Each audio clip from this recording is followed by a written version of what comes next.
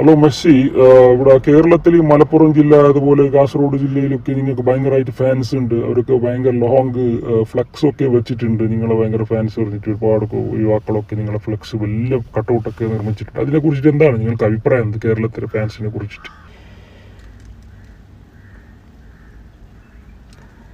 അത് ഞാൻ കണ്ടിരുന്നു.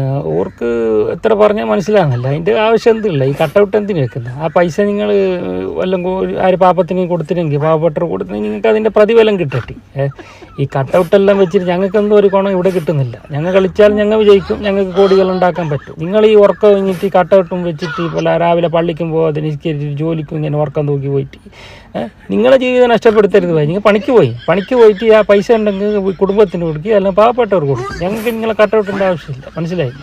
നിങ്ങൾ കളി കാണും, കളിൻ്റെ സ്പിരിറ്റിൽ കണ്ടാൽ മതി. അല്ലാതെ ഞങ്ങളെ കട്ടൗട്ട് വെക്കുന്ന എന്തിത്? അങ്ങനെ ചെയ്യാൻ പാടില്ല.